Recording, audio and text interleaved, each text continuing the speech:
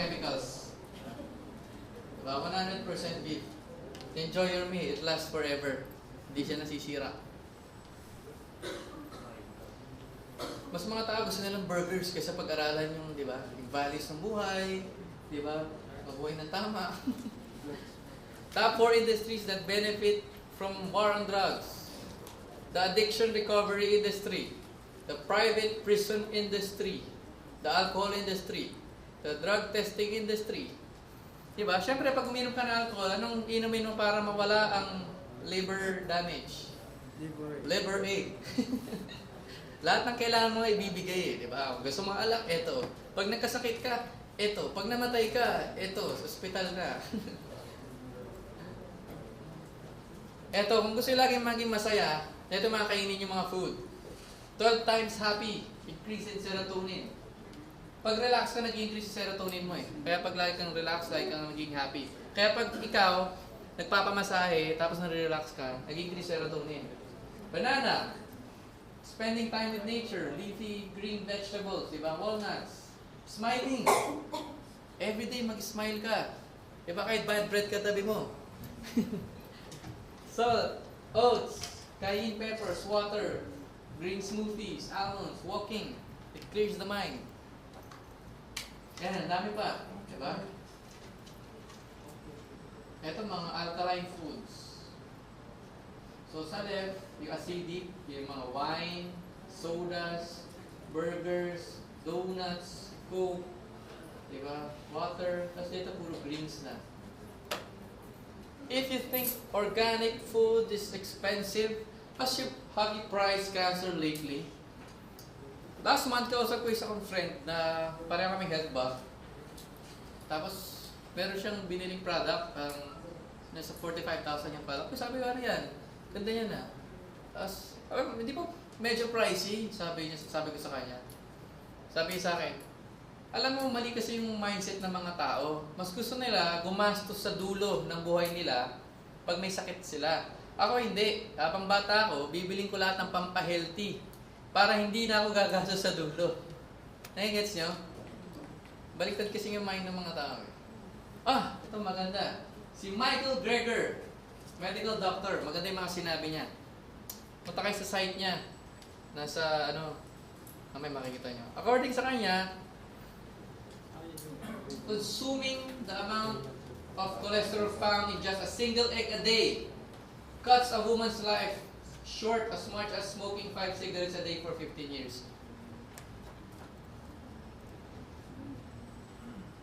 Ito pa mga sinabi ni Dr. Greger. The blood of average man has 9% fighting power against cancer.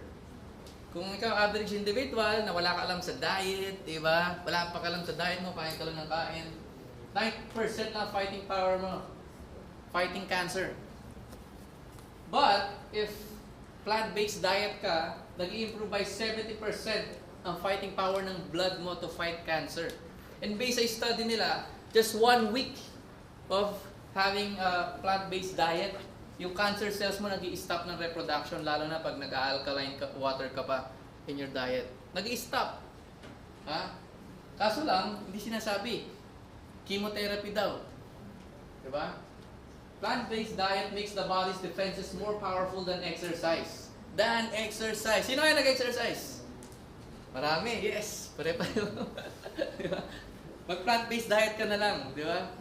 Gulay. Just 2 weeks of plant-based diet dramatically improves the body's defenses. Plant-based diet and meat eaters, even with the same calorie intake, meat eaters gain more weight than plant-based diet people. A couple of oatmeals a day extends a woman's life as much as jogging 4 hours per week. A single meal of high in animal fat can paralyze our arteries by cutting their ability to relax in half within hours of eating animal products. Ito. Bakit mahirap huminga after animal product meal? Di ba yung after maglitsyon? Parang bigat ng pakiramdam. Yeah. Matagal na ako naka-experience nun eh.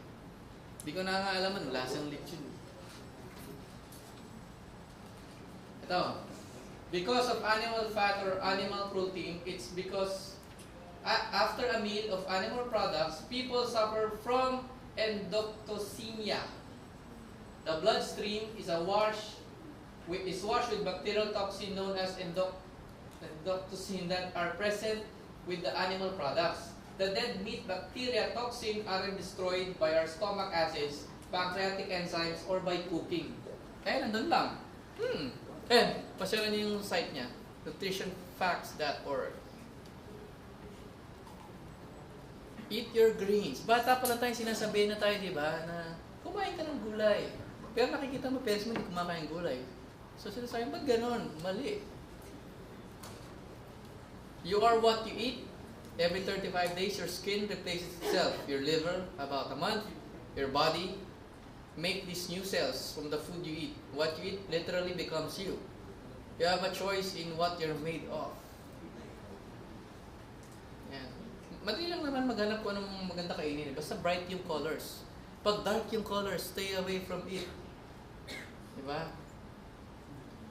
The food you eat can be either the safest and most powerful form of medicine or the slowest form of poison.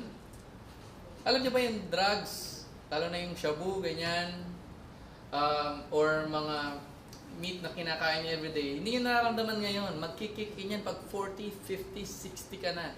Biglang mag-accelerate yung aging mo. Nagtataka, bakit ganito? Diba? Ang dami yung sakit. Nung bata ako, diba? Lakas-lakas ko. Dahil nga yun, ang effect niya sa dulo pa. Nakikits nyo? Kaya mas marami nagkakasakit ng mga matutunda. Ito, sabi, hey, Sonny, you look depressed. Here, take some Prozac. You're hyperactive. You need Ritalin. Take this. Take that. I'm okay. It's okay. I'm a doctor. So yan. Kung meron kayo mga anak, teach your children to eat properly. Diba? Grow your own vaccines. The word vaccine comes from the Latin word vaccinium, which means berry.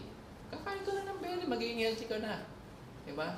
Punta ka pa sa patak center para magka-vaccine. This is the original fast food. Kaya dapat meron ka laging fruits sa ref pag gabi na nagutom. Diba? Kain ka apple, banana. Diba? Because we are what we eat, we can literally transform our bodies and minds by choosing an inspiring diet. So, the FDA has received over 1 million comments from citizens demanding labeling of GMOs. 90% of Americans agree. So, why no labeling? I'll give you one reason. The influence and the corruption of the political process by Monsanto. What if everything was labeled like genetically engineered foods? Dito sa Pilipinas, the sad thing is, dahil third world country tayo, 90% ng foods natin genetically modified. Dahil sponsored mga big companies. Kaya ako, pag namimili ako ng gulay, hinahanap ko yung mga may butas-butas. Yung mga may uod. Ayun yung talagang healthy, fresh. Pag nakita yung gulay, makintab, maganda, walang sira, ayun yung puro ng chemical. Kasi ini-spray nila yun, ng chemical, para hindi kainin, para pag yung rats, kinain yun, mamamatay yung mga rats. Gigets nyo? Pero tayo hindi pa buhay. Dahil mas malakas effect sa rats. Tayo dahan-dahan. And yung mga nagsusupply, for example, yung Monsanto, kung pupunta kayo sa States, yung factory nila, kung saan nila ginagawa yung mga fertilizer, tabi nun, meron silang maliit na farm na puro organic products. Hindi nila kinakain sarili nilang gawa. Grabe, no? Ito, guyabano. 10 times stronger killer of cancer than chemotherapy. Diba? So kung may mga kilala kayo, diba? Ayusin lang nila yung diet nila. Mag-i-heal talaga sila.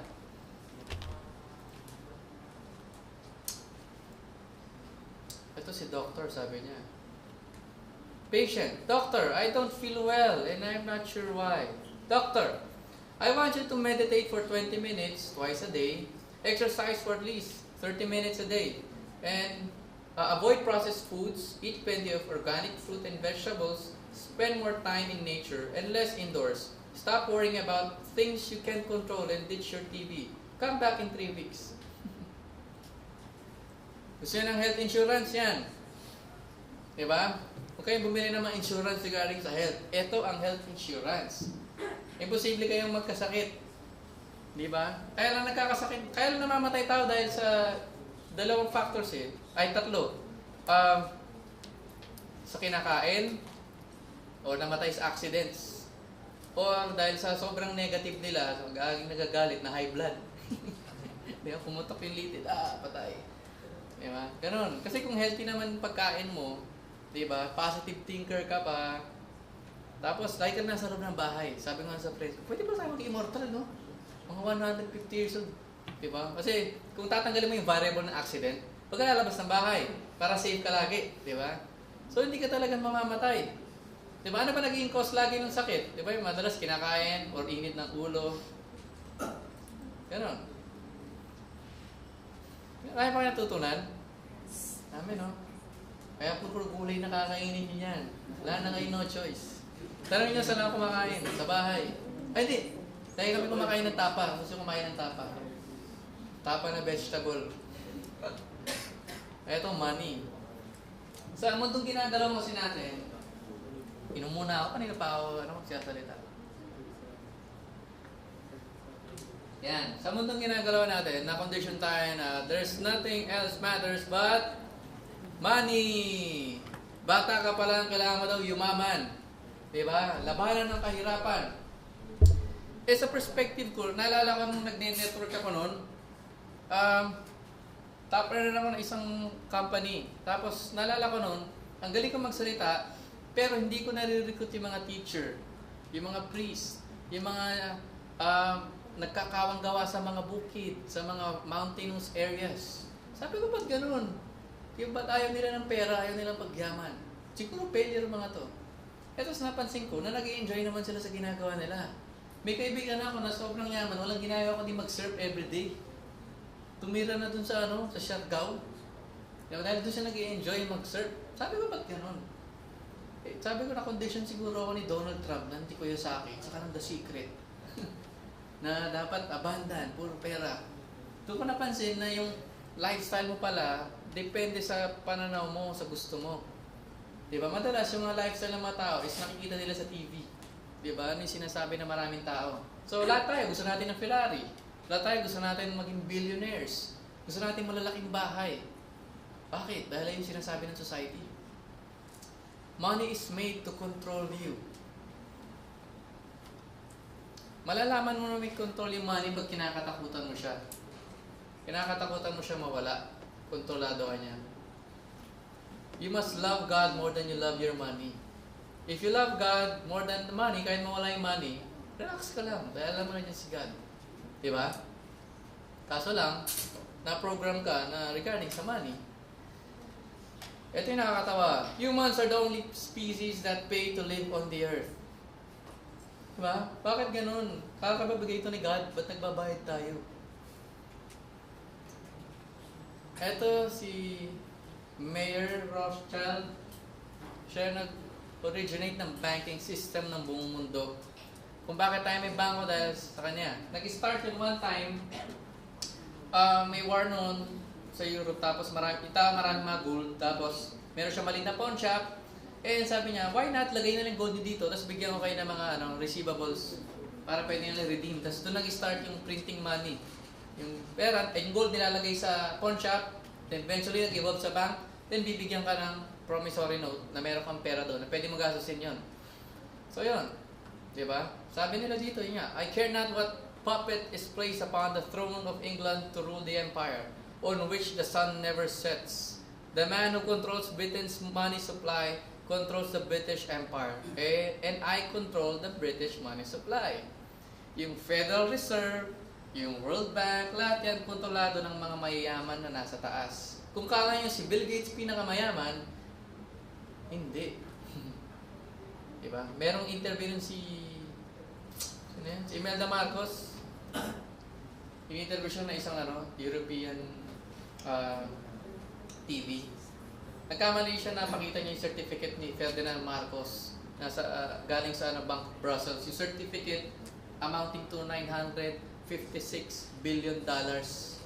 Nagulat maski yung Yung reporter, tapos biglang hinila ni Imelda Marcos. No? Dahil ganun kadami nga yung pera. Diba? Pero hindi kayo aware dito, diba? Dahil the government is in control, diba? You're in good hands. Sabi ng mga bangko. We find ways. Debt. Ginawa nilang money, yung usury yung debt to control people. Di ba pag yung may utang ka sa isang tao, kontrolado ka niya? Debt is slavery. So, ganun ginagawa ng mga banks. Legal 5-6 lang naman mga banks pag nagpapaloan. Diba? So, yan, diba? I'm a piece of paper and I own your soul. Madalas mga tao ganyan ang attitude na sa buhay. Diba? Masyado silang hopelessly dependent sa money. Yung confidence nila nakukuha nila sa money. Yung happiness nila nakukuha nila sa money. That's why may mga tao na masaya kapag nagsha-shopping. What do you see when you look at your fellow man? Some people see a profit. Oh, sino may iPhone? Alam niyo ba? Your iPhone was built in part by 13-year-olds working 16 hours a day for 70 cents an hour.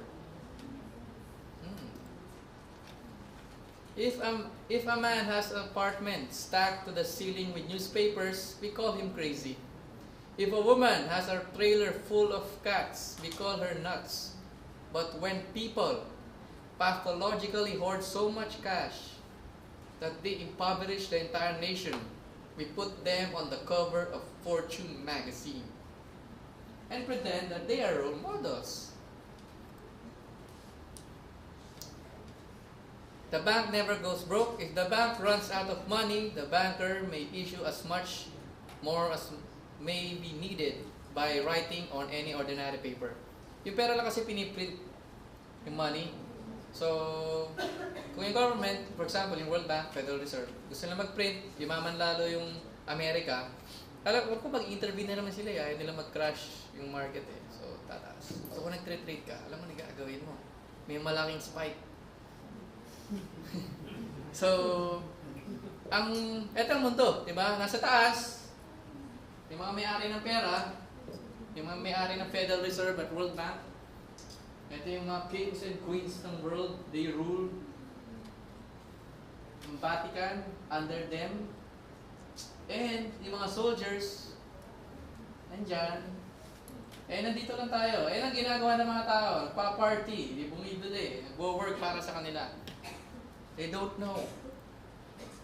Money and power. Ito yan.